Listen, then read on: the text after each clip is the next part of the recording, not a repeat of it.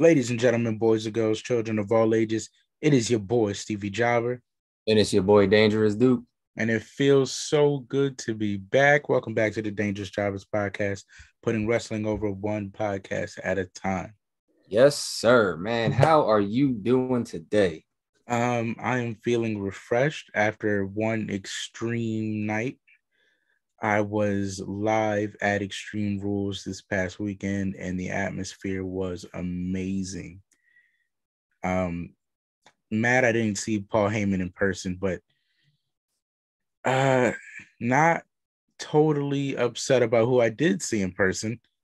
So I think we should just get right into it. This is strictly Extreme Rules. I know there's a lot of other stuff we got to get to. I know.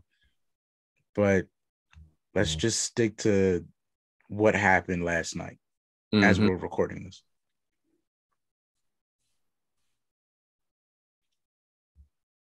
No, you were there, so I'm going to let you. Okay. All right. Well, they didn't have a pre-show. I can say that. They didn't have a pre-show, so we get to just get right into the show. However, I do want to do a small quick shout out to Reckless Figs, who we did see at the show. Good to see him. They were actually sitting a few rows behind us. Okay. And they had a big party with them. So shout out to them because we met up with them beforehand. First match of the night, the Brawling Brutes versus Imperium. And man, did they set the tone. Yeah, I was going to say they definitely set the bar pretty high for starting off the show. I think it was the perfect decision to have them go first. I think what a good Philadelphia crowd needs after a bunch of fireworks and Paul Heyman doing the intro is just violence. Just a bunch of men hitting each other over and over and no real wrestling moves. Yeah, no, just ass kicking straight out the gate. Just ass kick. Good old fashioned, or what a good old fashioned Donnybrook, I guess you could say. Man, they went off the wall with it. Seeing Butch, which is hard to still call him Butch. It's hard to see. It's hard to see him still do that gimmick. But I mean, it's closer to the bruiserweight now, so I guess I can't be too mad at it. Yeah. But seeing him fly off of those barrels was awesome. And they had things around the ring that I just didn't expect them to have. Like, I know because it's a Donnybrook, it's just going to be like an Irish street fight. Yeah. But it was just cool to see. Now, I did not go back and watch the Peacock because I was there. But where were they finding all these shillelaghs? If you were watching live, were they in the barrels or were they just around the ring? They were like on top of the barrels around the ring. They had them scattered all throughout. Because they just kept pulling them out. And speaking of the shillelagh, shout out to the spot where he straight broke one over Sheamus's back. Yeah. At some point in that match. I don't know if the camera caught it, if for anybody that was watching it at home, but the broken piece of the shillelagh flew so high up in the air. It was like unreal. He hit him so hard. Who was it that hit him with that? Was that Eichner that hit him? I feel like that was Eichner. Yeah. Cause who used to be Giovanni Vinci? I think that's Eichner, yeah. That was Eichner? I think it was Eichner. I mean, he hit him so hard, but I really thought it was over. Like, he sold me. Because it flew so high up in the air. Like, they have the fight pit above the ring. It flew like over the atmosphere into like the second level of the fight pit before it came back down. It flew so high up in. But man, they went out there and kicked each other's ass, man. It was amazing. I acknowledged on the live stream that I was on. I don't know if you feel this way too, but is it just me, or is the Brawling Brutes gimmick does it kind of feel like it's rejuvenated Sheamus in a way? Absolutely. Well, and I want to give credit to Sheamus for that, really, because Sheamus was already, to me, last year at a level of super importance because he was having some of his best matches with Drew, and he was proving that he was really a solid, not a solid hand, but like he could be world champion at any time still. And I feel like that may have went down over the year, and then they tried to put this faction on him that wasn't really working at first. And then somehow over the past months and changing of the guard, they've put the Brawling Brutes at a level where they feel legit. And I don't feel upset at the gimmick anymore. I embrace it. Like, and they're clearly over. And I mean, maybe it's Philadelphia bias, but everyone in the arena was going crazy for them, for both of them, Imperium too. But I do feel like that puts Sheamus back at a really good place. Like, I could see Sheamus becoming champion with a good story. Yeah. They've elevated all three of those guys to a good place, which is a lot to say about Ridge Holland. Yeah, I was not very high on Ridge coming into this. Yeah, you just took the words right out my mouth with that. I wasn't sold on Ridge at all. I mean, I'm still kind of on the fence about him, but in the faction, he works. He's the right guy for it. He's there, and I have if he was the one tag titles with Butch, I would have no complaints. No complaints. And it's odd because I found myself getting swept up in the magic of it because they gave Ridge the spot where he picks up Eichner and Kaiser. I think Kaiser is his name now. Where he picked him up, and I was swept. I was caught in the magic of it. I was over there chanting, "Oh, go ahead, Big Rig, Big Ridge, let's go!" And I was like, that's the first time in my life I think I've ever cheered for Ridge Holland. So they got me. They're clearly over, but the work the six of them are doing is just incredible. Absolutely, it's just incredible. But the Brawling Brutes won. And I mean, great for them. I don't think it hurts Gunther at all. He's still IC champ. So, and you didn't see this because you were there. I don't know if you did or not because you were there live. But as soon as the match started, or while they were still doing the intros, we had another White Rabbit teaser. I feel like I saw something about it. I feel like Mrs. Jobber tried to tell me about it, but I totally missed it. Yeah, where did it come up at? It was during the Brutes intro. It was just the screen went black, and it was just like the animated rabbit hopping around and landing on the X, and then it went away. They had like little trinkets throughout the night. Gotcha. When we hit certain matches, I'll tell you how they popped up. Oh man, I wonder how that ended. So the Brawling Brutes win there. Incredible match. And it's funny because me and Reckless were talking earlier about what might be the bathroom break match because every match on the card looks so good. And we were saying it might be the Brawling Brutes only because there's not major stakes. Yeah. We know exactly what it's going to be. It's just going to be six people going at it. Yeah. But man, they might have had one of the best matches of the night. Oh yeah, I'm putting their match up there. They had a solid match. So very nice to set the tone. I believe, correct me if I'm wrong, the next match was Liv and Ronda. Am I wrong? No, Liv and Ronda was... Or was it Belair and Bayley? I think it was Liv and Ronda, if I'm not mistaken. It was Liv and Ronda, right? I think so. Yes, because Bayley and Bianca came later. Yeah. So Liv versus Ronda. Duke, I feel like maybe you should go first. This is your girl. You are currently wearing the Watch Me Live t-shirt. Yes, I mean, this is as always, Liv is always going to be my girl at the end of the day. Match was great. The match didn't go it went longer than their last few matches, but the match didn't go too long. But for the amount of time that they had, I feel like it was pretty well done. Mm-hmm. You know, they got to do their little spots. They got to have some extreme moments throughout the match. And I can't, me personally, I'm not upset at the result.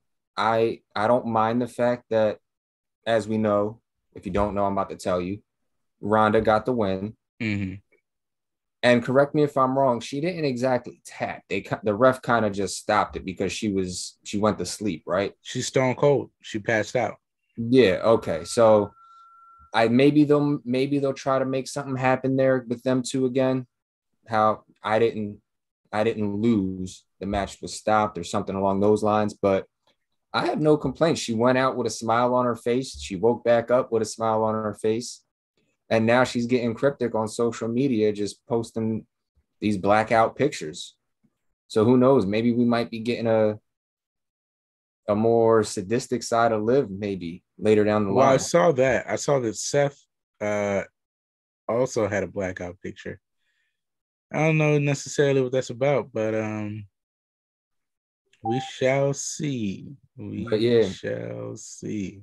I mean, but as the results go, Ronda regained the SmackDown Women's title. Again, not mad about it. I think at this point in time, it was the right move to do, considering we have Survivor Series coming up in about a month or so. Mm-hmm. So I mean, I'm not upset with the move. I will say that um, I was right, and they couldn't figure out a way to do it that didn't look like she would still be beatable or have an asterisk next to her title reign, so they had to give the title up. But I But will say that timing is a wonderful thing, because if there was any time to do it, it would be now. You're heading into Survivor Series. If they, excuse me, if they give the girls one match at Crown Jewel, it would probably be with Ronda, mm-hmm. which brings me to a theory that I have about what happened after the match. Now, I don't know if the people watching at home saw this, but there was kind of a reminder video for Charlotte Flair. Mm-hmm. And I said to myself, what an opportune time for Charlotte to come back. One, because Ronda's champ, depending on where she could go, but one, because Ronda's champ, and because one of their biggest pay-per-views, two of their biggest pay-per-views, one for a valid reason and one for money. But needless, there's two big pay-per-views coming up that they could probably really use Charlotte for. Yeah. Do you think Liv might be gone for a little bit and they'll do Charlotte versus Ronda for a few months and then have Liv come back? Yeah, I'd be okay with that. I mean, and you know how I have a love-hate relationship with Charlotte Flair. I Yeah. think it's pretty well documented. Sometimes I'm on the Charlotte bandwagon. Sometimes I'm tired of her. But I think now is a time where we need it. Like, we don't need Charlotte back, but we need Charlotte back. Like, she's been gone for a little bit. Everybody else has been getting their turn in the sun with Liv and Bianca, and now Ronda. Bailey's getting her little dabble in. So I think it's the perfect time to bring Charlotte back. You need to bring back your ace. She needs to come back. Obviously, she's going to be welcome back because she's been gone for a few months now. So, Mm-hmm. yeah, bring her right in, have her go with Ronda. We haven't seen that program in a while. So I think it's the perfect thing. I'm with it. I'm. You may have a love-hate relationship, but I have a love-love relationship with Charlotte, especially when she's in full Charlotte mode and she has confidence about her. And she is a Triple H kid, so she'll be well taken care of, booked better, and storylines that don't make her seem so John Cena-y. Yeah. So I'm very much for it, man. I think she's gonna come back and do some great things. especially since she'll probably have a little more pieces to play with. I'm always happy to see the Queen return. And if you watch the promo, you do start to sort of understand, you know, it is a big reminder of who she is and why she is who she is. I was going to say, I compare Charlotte to Tom Brady in the sense of, look, we already acknowledge she's great. We acknowledge she's probably the best, arguably the best of all time. Yeah. But at a certain point, you just get tired of seeing the same person win over and over again.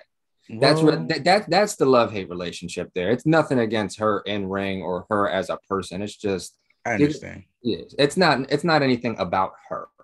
Got you. But I think it's time for her to come back. I do agree she needs to come back and get another win in there again. Yeah, she's got to go 16. I still stand by my theory that she's probably gonna break Flair's number before anybody else. Yeah, I mean, go ahead. Why not? She's winning on an incredibly fast rate for how young she is. But moving on, the next match was the strap match between Drew McIntyre and Karrion Kross. And I'm not entirely sure how I feel about this one because I was there live. I think that's the reason why. Now, I know you were watching this on the stream. How did you feel about the match? And then I'll tell you how I feel because I don't think they're exactly the same because I was there in person. For me, it was watching it on the stream. It was the worst match of the night. But okay, that's I'm not glad saying, you said it. I'm glad you said it. But yeah, I think I'll agree with your reasoning. And that's not saying it's a bad match, if that makes sense. It was an average match for me. I feel like, one, you're very limited with a strap match. Two, the match was relatively short. Mm-hmm. I think the match was only like maybe 8-9 minutes. Which I also feel might have been the better case. Yeah. But it was just, maybe it was just because every other match on the card had so many better aspects to it. This one was just like, oh, hey, we have a Donnybrook match. Then we have the Extreme Rules match. Now we just have a strap match. It was essentially, it was a cool down. Yeah. It was the resting place for the second half of the show, in my opinion. I kind of wonder if that should have been the starter, but then I guess the repercussion would be from there, it only goes up and up and up and up and up, right? Yeah. So I almost feel bad for carrying that first pay-per-view back. You're the cool down match. You ended up becoming the bathroom break, which I didn't predict at all. Mm-hmm. But I don't know, because even in the way he won, I don't think is the strongest. You know, like the pepper spread. Like, I get it. You want to protect Drew, but at the same time, if Karrion is coming in as essentially a main eventer,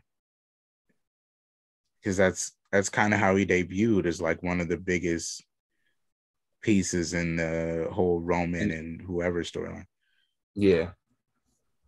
I would think that his win shouldn't seem so cheap.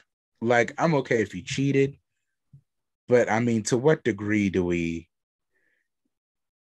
lower his ability to stand with Drew in the ring? I don't think it was for that. I think it's more in the sense of, you still got to make Drew look powerful, because Drew right now, and I talked about this on the stream yesterday, Drew is in a place right now where he's the bridge between the main event and the mid card. Drew is in the Kurt Angle spot of the mid 2000s. He's the line. He's the guy where I'm going to be the bridge between mid card and the main event scene. And you would think right now that would be Bobby, but Bobby's just running the mid division. He's got the mid card on lock. Drew's the guy who's going to be, all right, this is where you decide whether you're jumping to the main event or you're jumping to the mid card. So I think, in a sense, Drew still had to look strong, but Kross still needed the win. And I think that's why they did that's why they did this the way they did it. I could see that. I just hope it doesn't hurt Karrion. Truthfully, I'm worried that to the average watcher, you see that match and then you think, okay, well, Karrion can't really cut it. I mean, truthfully, I hope it doesn't hurt either one of them because I don't mind Drew dabbling in the main event scene every now and then either because, things happen. People get hurt. Sometimes you need somebody to step up. And Drew's that guy who can step up for you and hold it down until your main stars come back or until you build another star. So, truthfully, I hope it doesn't hurt either one of them. Yeah, I hope he's an anchor for sure. I hope Drew still stays as dominant and Drew still stays as strong as he has been. And I hope Cross can only go upwards from here in whatever capacity, whether he goes for a mid-card title or challenges for a world title later. All right. Well, I wish them both the best. I do hope that we figure out something. One thing I noticed about this was that none of the really big singles championships were defended. The women kind of held the show down as champions. Yes. And maybe I should make this point. Maybe I should make this point after the next match, but maybe it's a good lead into the next match. I felt like it was a statement from the company or from the bookers, Triple H, whoever, that they had faith in the women carrying the pay-per-views as the champions, even though it ended in the fight pit match. I felt like it showed good faith that these are the only champions we need defending titles on the show. If need be, they can handle, the task of being the big championship match on the card. Yeah. And that's actually I would say that's a notch in the cap of WWE for doing that. Now, would I've liked to see Bobby? Yeah. Would I've liked to see Gunther defend the title? Yeah. Would I've liked to see the women's tag titles or the Raw SmackDown tag titles? Sure. But the women did such a good job in this pay-per-view for me that I'm not really upset that we didn't get any of the main champions. Like Liv and Ronda, for starters, had the best match that they've had in their trilogy. I will say that in the trilogy, this is the best match. Yeah, and the build for it was great. They did a great job building towards it. And then obviously we're going to discuss the next match, but the next match that we talk about for that happening, this is like the fourth or fifth time that they've had this match. They did a great job too. Yeah. So, let's get into it. The match following Drew and Karrion was the ladder match between Bianca Belair and Bayley. And this is funny. I'm realizing things about myself as a WWE wrestling fan that I didn't quite expect.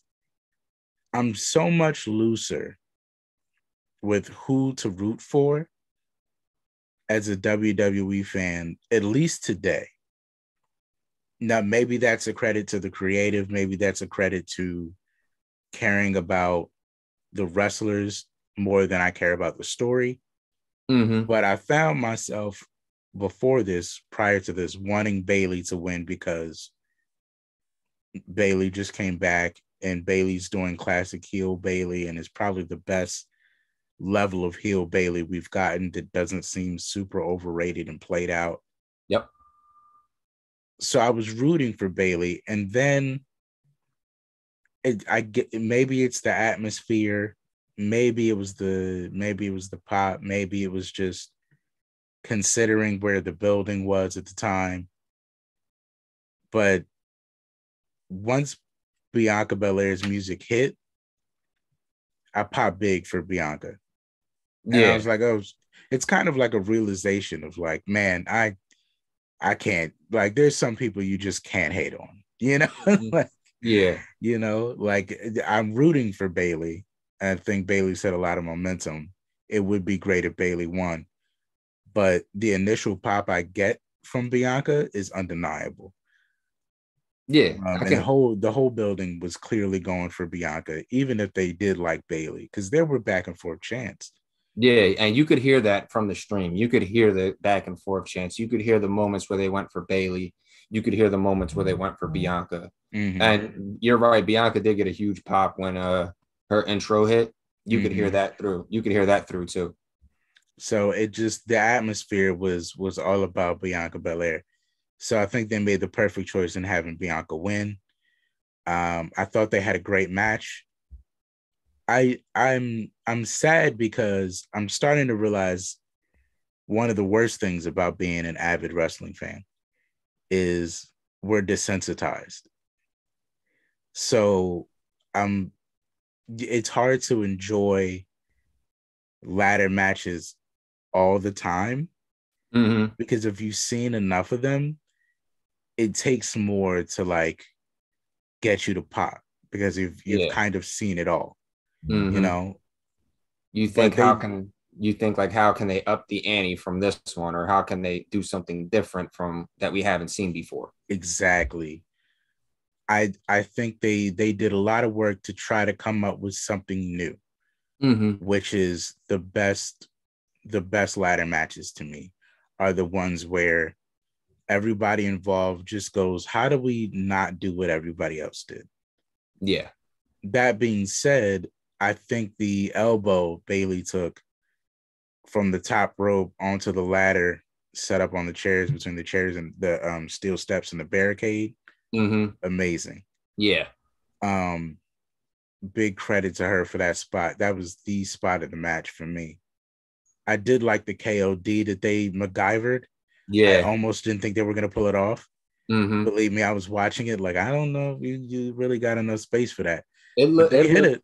it looked bad. It did look bad on first glance, but I had to watch it back again, and she took that pretty good. That was one of those to make sure she didn't break anything on the way down there. Yeah, because I watched it on first glance, and I was like, "Oh, thank God she didn't just pull a Joey Mercury." Yeah, very appreciative of the of the slow-mo playback to make sure she didn't break anything. Oh, I didn't even use the slow mo. I just hit rewind so I Oh. can actually see it again in real time and just zoomed in. I was like, Mm-hmm. "All right, good." Also, one of the biggest fears of the avid wrestling fan is Yeah, knowing what spots we can tell what spots didn't land the way they were supposed to. So now we're like genuinely concerned that they took the spot. Okay. I do want to throw in a quick little note. Mm-hmm. I want to give Bailey a shout out because Yeah. of her little tribute to Sarah Lee, the former Tough Enough winner who recently passed away. I don't Mm. know if you've seen it, but she had blue tape on her wristband That said somebody tweeted that. that I said didn't Sarah on notice. it. Yeah. That's awesome though. That's awesome. Mm-hmm. Um, yeah. That's a sad situation. She was so young. It's Mm-hmm. crazy. But yeah, shout out to Bailey for that. That's a good tribute. That's nice. Um, so moving on from there. Um, Bailey takes the L. But Damage Control got involved. However, they ended up getting beat down. Now, if I'm correct, there was no Alexa and Asuka, right? No. Right. She took them both. She took everybody out by herself. And that sketchy KOD spot that she really kind of didn't pull off, but she pulled off to the Mm-hmm. best of her ability. Something just went wrong footwork wise as Dakota and Io on the top rope. And you Yeah. could just see it, and they were trying to make it better, and it just didn't work out. Like Mm-hmm. she leaned back at the wrong angle for a feed or something, but it just didn't work out. I was surprised you didn't see them. Now, do you think the Oscar did they kayfabe like take them off of the show or something? Why did they not come out? I know on Raw, I think Asuka was attacked and Alexa just got angry at something. And then that was it. Right, they did kayfabe take out Oscar's leg Yeah. in the go And home. and Alexa was just angry. Right. All right. So I was surprised, but I guess we'll see if that plays out into anything too. I mean, congratulations to Bianca for pulling it out. And I think it might not be over between Bayley and them. I definitely see a War Games coming soon for that. Yeah. But I do think it's interesting that they didn't come out, and I wonder if Alexa is going to be involved in something that may be happening later down the line. But you just touched on the War Games. I think for the women's War Game match, they're the ones you need to give it to. Bianca or Damage Control? Both Bianca and Damage Control. Like for the women's War Game match, whenever they decide to have it, I think that's the feud you need. You need Bianca and the Damage Control, and then just have Bianca find people for the match. Definitely. Okay, so moving on from there, there's only 2 matches left in the night. I am very surprised. It's amazing because we bought these tickets very instantaneous, very impulsively. Yes. We're very irresponsible listeners, very irresponsible with our money. So we decided to go to this because we were just talking about all the matches on the card, all the stipulations and everything. And we just got so excited about the show. And then in the car, I realized none of the major titles were being defended except for the women's titles. And I almost laughed, and I was like, it's the magic of Triple H to sell out a Philadelphia arena with no world champ. Imagine the bragging rights you have after a pay-per-view like this to go look at these numbers that I just put up with no world champion. Without any of my big hitters, without my Roman, without my Bloodline, without my Becky Lynch. Like, you got to have some cojones to do that. Right. I just took basically all my kids and Edge, all my kids plus Edge, and put on a match card of a lifetime. With that being said, moving in from the help from Edge, transitioning, the I Quit match between Edge and Finn Balor. Oh my God, dude. A thing of beauty. Oh my God, dude. A thing of beauty. I love it. I loved every part about it. And somebody pointed this out earlier. Edge said in his promo that he said something about his family. And in the podcast I was listening to, probably Going in Raw, was Steven Larson. But I think one of them said, man, he almost kind of gave it away. And I was like, oh, yeah. That's his only weakness. His Achilles heel is his family. Yeah. Oh, no. So imagine me holding that in the back of my head, right? And them having this amazing I Quit match, which at one point I'll have to look back at the footage. I'm sure you can't see me. But at one point they come over, they do the spot where they come over to the pre-show desk. We are sitting 3rd row right in front of the pre-show desk. Yeah. So we're like that close to them. If I was to jump over a guardrail, I could definitely frog splash right on top of one of these guys. I was like that close. So I don't know if the cameras caught that, but they were having an incredible match. Edge is dragging Finn all over the place, which was amazing. He's a lot less skinny than you would believe that he is, seeing him live. Oh, I believe it. I always think Edge was like super skinny since he's came back, but believe me, it's not the case. Not the case. So he's having this amazing match, and this is all pre-Judgment Day involvement. So by the time they get there, and all hope is basically lost. Ray comes down. They beat the hell out of Ray. Dom beats the hell out of Ray. Let's take a moment to acknowledge that spot. Yeah. Dom started kicking his dad's ass, man. What was that about? I mean, he snapped, man. He said, "You might be my daddy, but Rhea is Poppy. Let me tell you about that." I was angry. Me, the guy that gets it. I was angry. How dare you put your hands on your father like that? I was so upset. He swung him around that turnbuckle post hard as yeah. I say. He whipped his ass, man. Um, let's take a moment to acknowledge that. But basically, they just came in and just broke this man down Mm-hmm. and leave it to Beth to come save his ass. And again, the atmosphere of the place got me because Beth comes in, saves him, gets the keys, unhooks the thing, goes up against Rhea, kicks her ass, and then at that very moment, I was like, oh no. They got what they needed. Yeah. Beth is here. Oh no. And I think they're gonna, obviously now we know what's gonna happen, but since you didn't see this on TV and you might not have been able to hear it, Beth said in the ring, "This is what you want, Rhea. This is your dream match. Let's make this happen." So I think eventually we're either gonna get that tag match or we're gonna get a one-on-one with Beth and Rhea. You know what I'm upset about? What's that? I am upset that Extreme Rules does not go by the same, WWE does not go by the same rules that Impact does. Because the real War Games match is Judgment Day versus Edge, Ray, Beth, and AJ.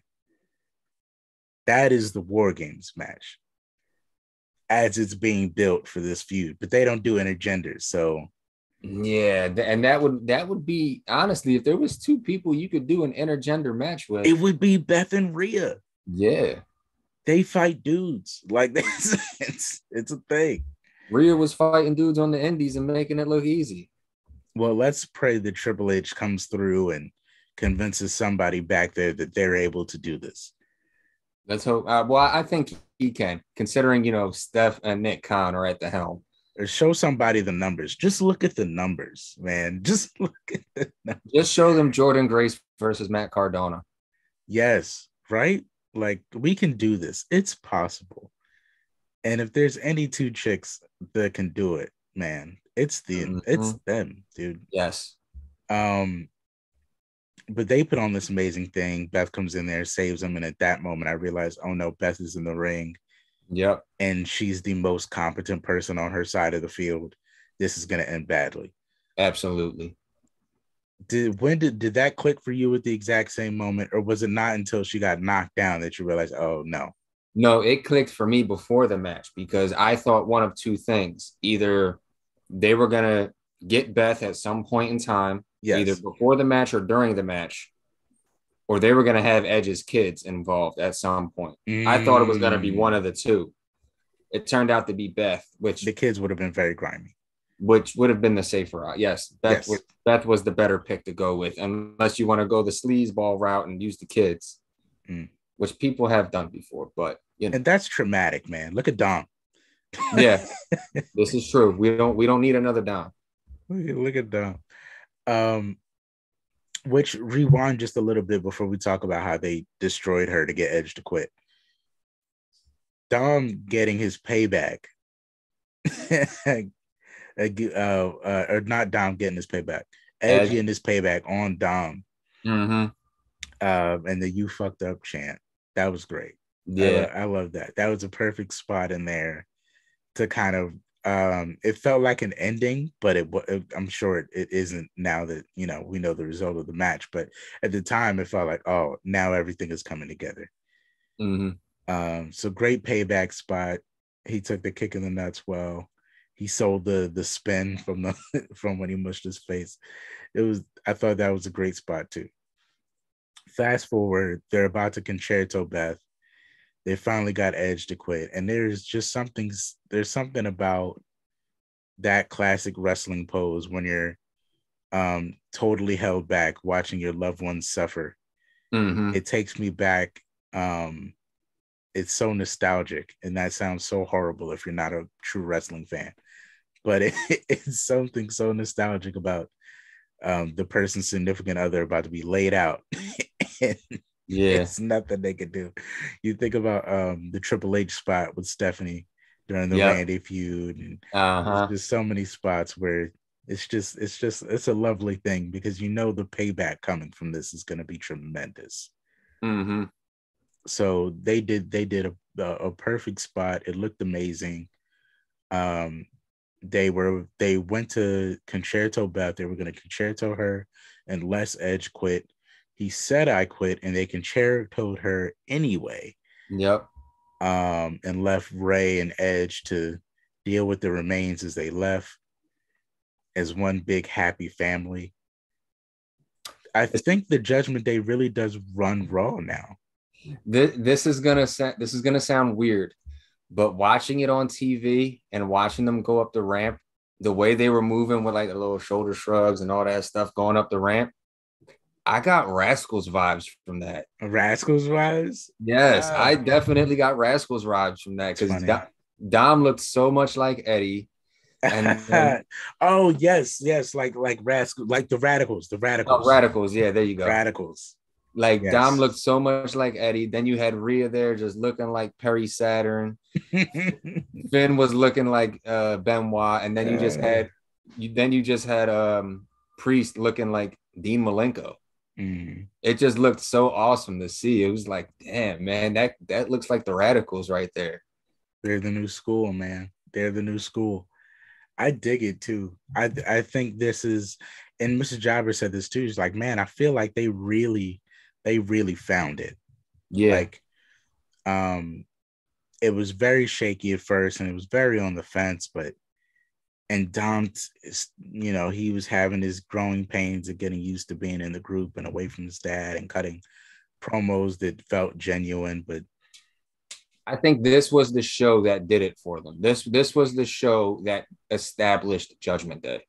Yeah, they really did it. This one, they meshed so well together, and they're like and I don't want to say this because I know Finn,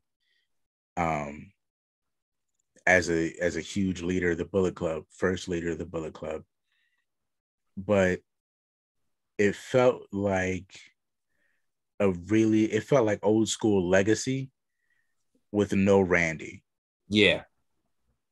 Like there was no one that was clearly the leader, but they were just so badass and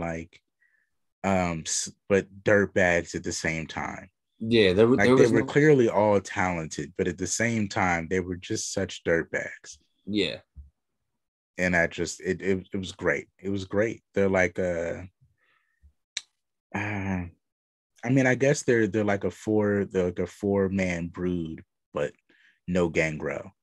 Yeah, it's like there's no full on head of the snake, but everyone plays a part that fits very well to make them a cohesive unit.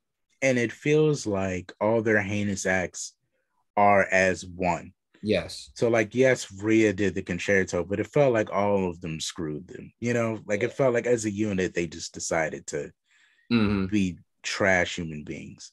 Yes, I agree. And that's what you got to love about a faction, when they just all collectively decide we're just going to be the worst people on earth. They do their job and they do it well. Absolutely, man. Well, that brings us back, and heinous acts is a perfect tie into the next match. Seth Rollins, Matt Riddle, DC, the Fight Pit. I gotta say, because I don't know if you could see this on TV or not, but I could. I don't know if you could see this live, but I seen this on TV. DC looked like he had so much fun in that ring. Yeah, well, you know what? I could tell you from the first toss, he was really feeling good. Yeah, he was having you could just see the smiles on his face where he's trying to hide the smile. And normally in a ring, when you see somebody who's a special guest ref, you're like, come on, man, play your part. Yeah. But I couldn't even get mad at DC because I enjoyed seeing DC in the ring as well. Yeah. It was fun. And him flexing the fact that he was DC. It's fun for the people that didn't know who DC was. Yeah. That was the best part about it. Because my Mrs. Jobber doesn't pay a lot to UFC, doesn't pay a lot of attention to UFC. Yeah. There's a few guys she knows because we're big fans of them, but DC was already kind of out of it when we were having our fight nights. Yeah, he was just commentating. So seeing that first throw when Riddle wouldn't get off of him, he like accidentally elbowed DC, and DC like threw him halfway across the ring. And seeing Mrs. Jobber's reaction, I'm like, whoa. And I was like, yeah, that's DC. He don't play around, DC man. right there. He don't play around. You don't have to watch yourself. So it was really cool. And I love the dynamic they did at the top of the fight pit with the whole like, man, I got him, but I can't get him down. Perfect angle to have during the match. I love that because they could just kind of get away with stuff. I do wish Rollins had committed a little more to that, throwing that like the buckle bomb, but at the top of the fight pit. I wish he had committed a little bit more because it looked like he could have really got him all the way into the corner, and he kind of slowed right before just to make sure. But I feel like he could have took that extra step, and it would have looked cooler on camera. But whatever it takes to have protection, you know what I'm saying? Yeah, I think it was more of a nerves thing because you're on top of that structure, and on TV, it didn't look like there was much space up there. It didn't look like there was much space in person. Yeah, so I can understand the skepticism of trying to do certain moves up there, especially what they were doing, like with that bomb because they were really trying it. Yeah, the pedigree, the RKO, like those. That RKO kind of scared the hell out of me. Yeah, they're braver than some other people. I remember seeing AJ do the Elevation X with Rhino, and they took way less chances. So credit to Seth and Riddle. They really they did the best that they could with the space that they had. I want to talk to you about something. When Riddle did that floating bro off the top, yes, did it look like he slipped to you? Because on TV, it looked like he slipped. It looked like a well-timed fall. It looked like he didn't jump at all, but he just kind of let himself fall down. So he kind of just like dropped his body and went. Yes. Okay, because on TV, it looked like he was trying to get like a little bit of air, but he just slipped. It looked like he really it looked like he was overthinking how to take it. Mm-hmm. And he just decided that the best thing to do is to make sure I land back on him. Yeah. And legs first when I hit the mat. So maybe in his overthinking of that, it just kind of looked like he fell because he was like already thinking about body position. Mm-hmm. So that's probably what it was, but it looked great. Okay. Yeah. It looked like it hit well, and I saw it in the replay, and it was like it was the exact right place to land. It was the right way to do it, and it looked like the perfect way to hit it. Like he couldn't have done it any better. No, he did land it. He did land it good, but for me, it just kind of looked like he went to go one way, and his legs sent him another. Right. But he still landed it the right way. Like there was no gripes on how he landed it. It just looked like it looked like it might have been a little sketchy for a second. Yeah, it looked like his body wanted to go up, but then it looked like his legs just said no. Yeah. Well, maybe you know what it might have been? It might have been him in the head about somebody telling him how to take it. Yeah. Like maybe he was like because in any typical wrestling match, you're tempted to jump. Yeah. To do certain moves, and he's sneaky high flying. So I'm sure in his head he was thinking, don't jump, fall. You know what I'm saying? Yeah. Because it's so impulsive to do the jump when you come off of it. But when you're thinking about how to fall right and how to land right, the best thing to do is fall instead of jumping. So maybe he was trying not to jump off, so he kind of let himself slip off. Okay. That's a fair assessment then. But regardless, it was an incredible match. I wasn't expecting the ending, though. I will say that. I'm not surprised at the choke out, but I thought maybe Seth could have. I don't know. Maybe he could have hit all four walls, because in certain matches, and you know this, once you watch enough wrestling, you kind of sense the ending. Yeah. And I felt like it almost caught me a little off guard. Like I thought he was going to do all four corners. And then maybe if he hit him with the two power bombs and it still kept it on, I'd have been like, all right, it's over. But I felt like just two walls and then the power bomb, I was like, nah, he's probably going to get out of this. And then he He didn't. So oh snap. So I felt like they could have did a little more to make it seem like Seth really fought his heart out to get out of that thing. Yeah. But regardless, I think the right person won. Mm-hmm.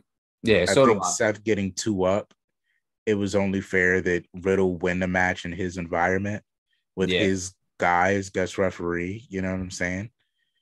And I just wonder if they're going to end it here. But, I don't. And I'll tell you what, though, Seth also did a blackout. So it might end here. I think it is because I think Seth is next up for the U.S. title feud. You think he's going to beat Bobby this Monday? I don't know, but I just know he has the U.S. title feud coming up. So he definitely did curb stomp him on the U.S. belt. That's going to turn into something. Yeah, I think it's over.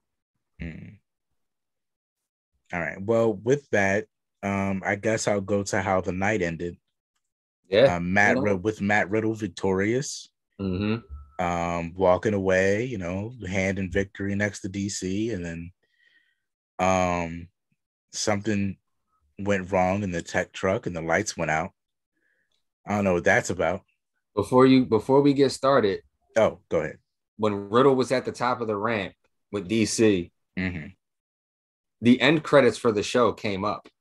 Yes, and I thought they did a very good job. Yeah, the end credits were up. Very good job in making you believe that this is it. This is over. The night is done. Right. End credits are coming on the side of the bottom, the bottom left or the bottom right. You think it's over. Lights go out. I'm thinking that was probably them wrapping up the show.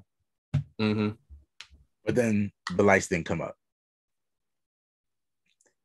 And then everybody's flashlights went on. And I was like, oh, no. And then the song started playing. And I was like, oh my God. It's happening.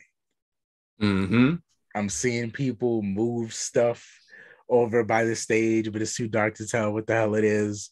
I'm like, what are they doing? What is that? And I didn't get all the angles. You actually got a better view of what happened because you were watching it on TV. Yeah. The only person I saw was the rabbit. But I see them building something over there. I don't know what it is. I hear a bunch of people pop over here to the right of me. Turn to my right, I see the rabbit in the crowd. I'm hearing the song play. I'm hearing a couple more pops. I'm seeing the Firefly Funhouse on the TV. All the toys are deserted, and the whole place is destroyed, and then the door is lighting up, and it was just it's amazing. It's the whole thing is theatrical and very like cynical and very much like a Chucky being remade at the beginning of the movie and shit. Like it's very classic horror. And the song, the door opens up, the lantern, Bray with the white rabbit mask, he takes the mask off, blows out the lantern, the signal comes up, everybody's popping crazy. We realize Bray Wyatt is officially back. I wish we'd have seen him get in the ring. Simply because of the angle that I was sitting at, I would have loved to see him in person. That's just a selfish reason. But I love the way that they did it. I love the different people in the stands. I don't know if they're actually going to be faction members or if they were just there for the gimmick, I think they are, because now everybody's talking about the Cult of Wyndham / the Wyatt Six. The Cult of Wyndham.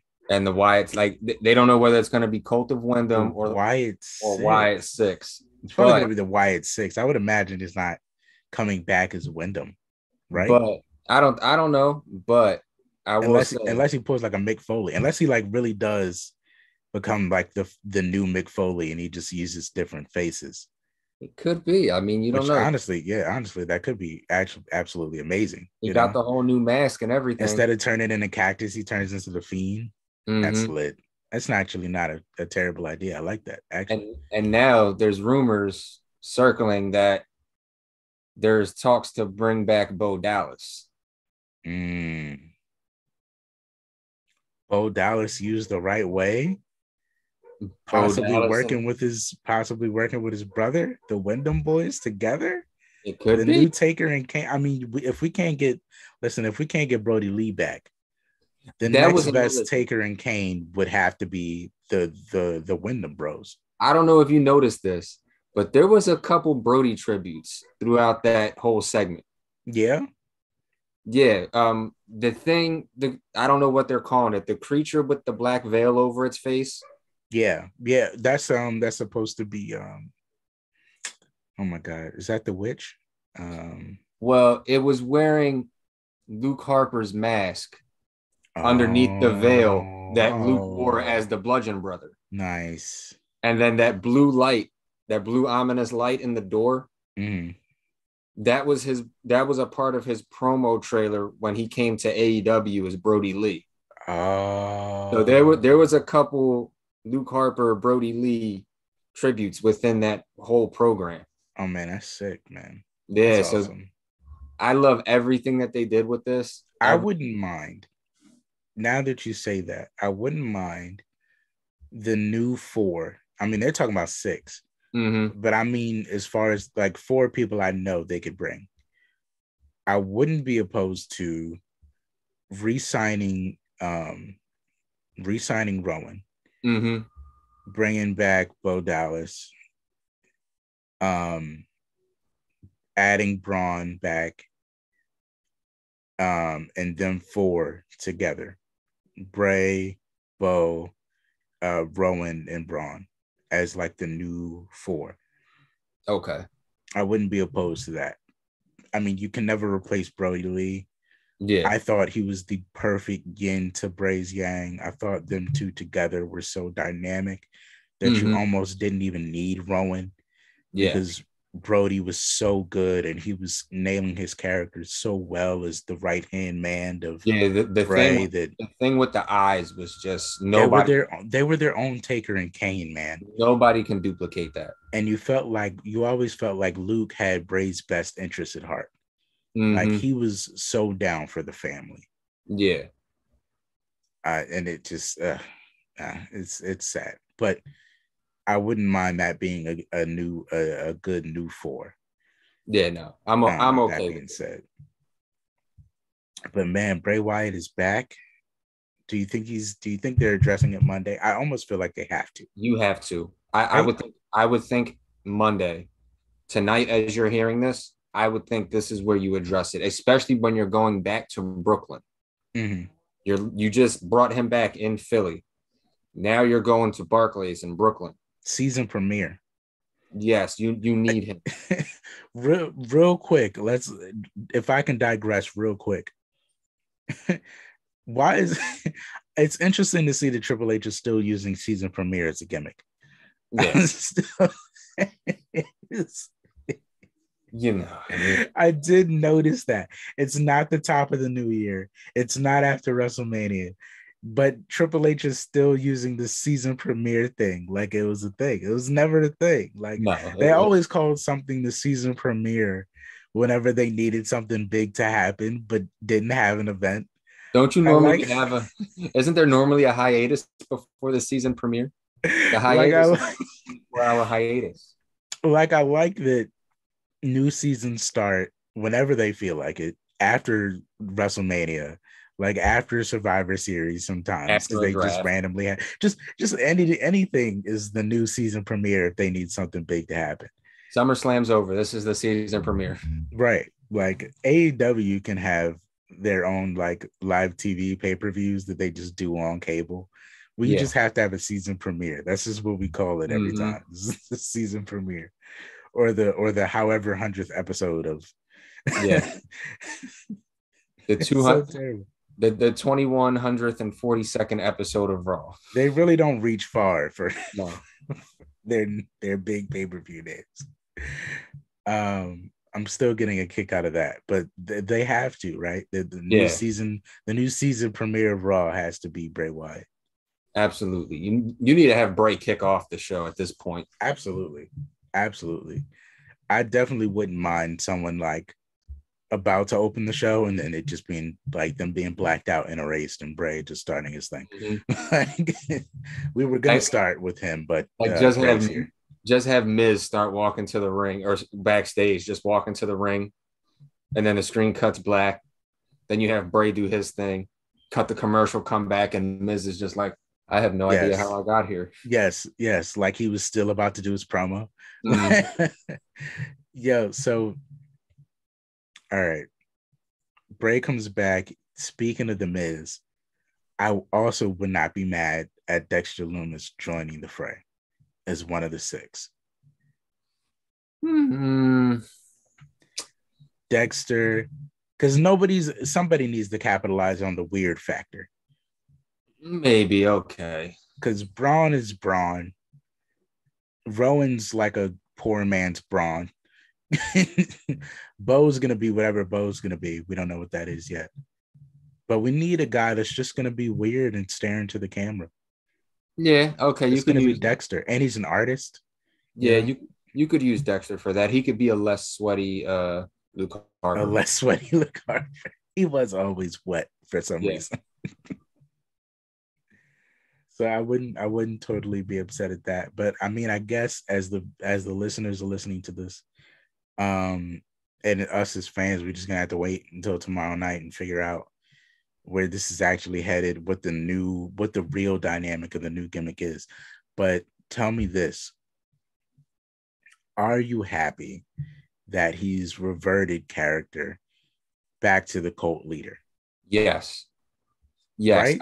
I would think, maybe sometimes you can call on the Fiend, sometimes you could bring it out, but we just want Bray right now. We didn't care how we got him in any way, shape, or form. We just wanted Bray.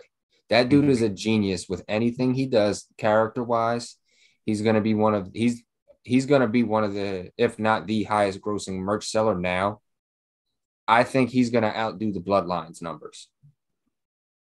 I wouldn't be surprised, man. See, the magic about Bray, and I hope that with Triple H as head of creative, will really start to be able to recognize this for a string of months. That Bray is probably one of the best gimmicks we've had since The Undertaker. Yes. Because even though he had to, hopefully he doesn't have to anymore, even though he had to keep recreating himself to get back to the top, he was always one of the most entertaining people when he was here. Yes. As the Fiend, he held so much of the spotlight, even though everything didn't go right all the time. Cult leader Bray Wyatt was always one of my favorites. Even the World Eater Bray Wyatt, and when he would come out in like a butcher suit for no reason, like all the incarnations of Bray Wyatt start really well. Yes. And the only problem that gets in the way is creative and booking. And I feel like now maybe with somebody else at the helm, they can find a way to really put out there how amazing this guy is as a character. Yeah. Because I feel like he does have one of the best gimmicks of a generation. And that's just a testament to his mind. He's one of the most creative talents that we've had in the last 20 years. I don't think there's many people as creative wrestling wise as Bray Wyatt. Yeah, his brain's so much bigger than the business. Yeah. But with that being said, I think that brings us to the end. That's the whole card. What do you give Extreme Rules as a letter grade? Oh, I give it an A. I think they hit a home run with this pay-per-view. I don't have many things. There's not many things I have to complain about. The first match of the night, it kicked it off. It hit a home run. Second match of the night, was the best match of their trilogy. The third match was the resting period. Mm-hmm. The fourth, the fifth, and the sixth matches, they all gradually got better. Mm-hmm. You can argue between the fifth match and the sixth match, between the I Mm-hmm. Quit match and the Fight Pit. You could argue between those two which match was better. But each match, I would say each match as it went on got better and better aside from that third match. Yeah, man. So yeah, I give it an A. I have no complaints about this pay-per-view whatsoever. Yeah, I agree with you. I feel like A minus only because I don't know how strong the Mace thing is going to carry over for me. But all in all, that, you know, and it's nobody's fault that Drew and Karrion ended up being the bottom of the card, but they only had a strap to work with. You Yeah, know, I mean, so you're they kind only had so many elements. you're kind of limited when you have one hand tied. But that being said, I mean, I felt like everybody on the card did their very best to be the best match of the night, Absolutely. given what they had, and I felt like they wrote good endings to almost every match, and they just and the atmosphere was amazing. The place was sold out, and Bray came back. I mean, you really can't, from top to bottom, it was really just a great show. Yeah. So for me, it's an A, maybe an A minus. I can take that. All right. Well, that's everything, guys. Duke, take us home, man. Yep. So that is the Extreme Rules 2022 review. Guys, thank you for tuning into this show. Thank you for being here. You guys know where to reach out to us. You can reach us on Spotify, Apple Music, the Dangerous Jobbers podcast. You can check us out on our website, dangerousjobberswebsite.com. Facebook, Instagram, Twitter, all that good stuff. Make sure you check out the YouTube channel too. We just did our drawing for our 300 subscriber giveaway. So shout out to Sharon Pops and Plants for winning that. And yeah, guys, as always, thank you for tuning in. Make sure you guys stay up. Make sure you guys stay blessed. And as always, stay dangerous.